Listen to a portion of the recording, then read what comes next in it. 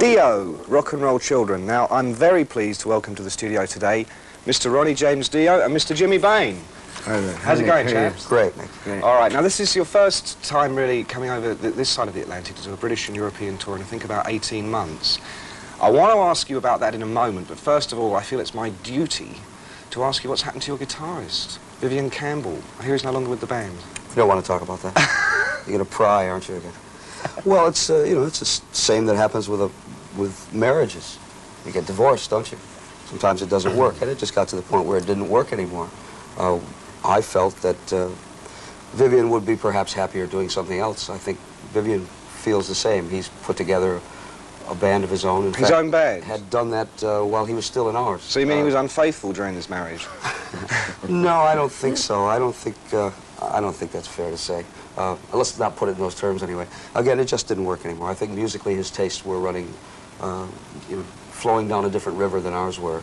And so it came time to, you know, end the marriage and carry on with something else. So who have you got in the band now, Jimmy? The guitar player is called Craig Goldie. He was previously with a band called Gafria. I don't know how much exposures they've had. Yeah, we know them. We know a bit about them over here. We're not that far behind over here. No, it's just that I was letting you know.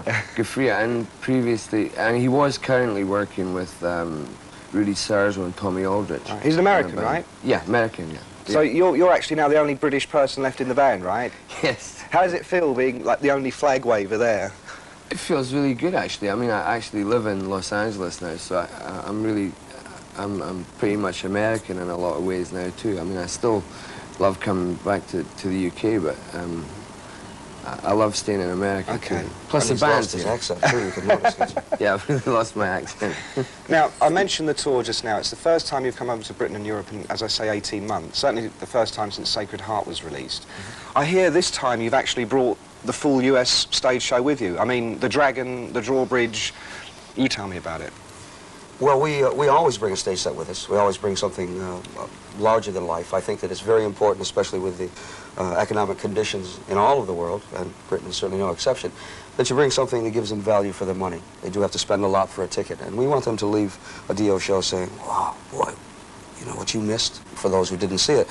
So we did bring all of the things that are inherent in the American show, the dragon, the pyro, the lasers, the crystal ball, the knights, the swords, the whips. That sounds a bit masochistic there, doesn't it? All the good things. All right, well, look, I'll tell you what, we've got a video now and of Dio with their American stage show, and this is called Hungry for Heaven.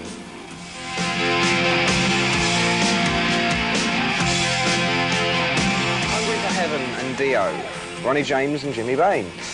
Now, yesterday in London, I attended a reception for the hearing aid event. Now, I'm not going to explain to the people out there what hearing aid is. I want you guys to tell me all about it. Great. Okay, who'd like to go first? James? Yeah, hearing aid is basically the heavy metal contingent of the music business's attempt to raise money for world hunger through a single predominantly first, and then feasibly afterwards we're going to release an album too. This is a la Live Aid, right? Same sort of idea, but strictly kind of heavy metal people involved in it. Iron Maiden, Judas Priest, that kind of... I was going to say, I mean, how many bands have you actually got represented on this? Well, we did it in a kind of a different way. We have a lot of people represented within the chorus itself, but there was not enough time within the track to use all of the people that were in the chorus, over 50 people there. So we used, I think we had 11 guitarists, and we had 8 vocalists, just within the single itself. And all of the bands involved, there must have been 20 or 30 different organizations represented. For the time being, we're talking about a single, right? That's right. Called Stars. Who actually wrote that track? Well, Jimmy and I and Vivian. Yeah, the three of us together, like, it's great. And so all the proceeds from that record actually go to helping feed people in Ethiopia? Yes, what we've tried to do is, there seems to be a lot of consternation about the fact that everything supposedly gets funneled to Ethiopia or one particular area. We wanted it to be different than that. I mean, there's famine all over this world. Right. It will continue to be, and that really is the point of all this.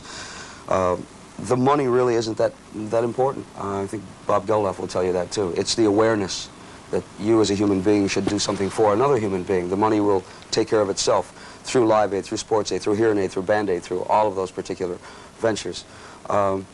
This is, again, for world famine. This is directed for anyone who is Anyone in the suffering world who's physical hungry. pain or mental pain, because we also feel that education is really the answer to it. If you don't educate someone, you're just building a better criminal, and when the time comes, they're going to grow up and probably end up robbing your home, aren't they? I think it's a great thing to see. I mean, I think probably heavy metal, particularly over this side of the Atlantic, has a bit of a stigma. I don't think people are really aware that a lot of rock artists really do have a lot to say about things like that.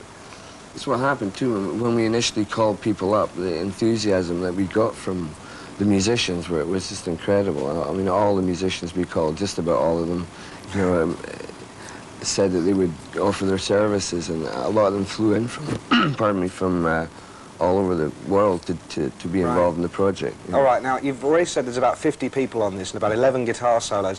Let's have a look at the full-length version of the video, and let's see if we can spot them. This is Star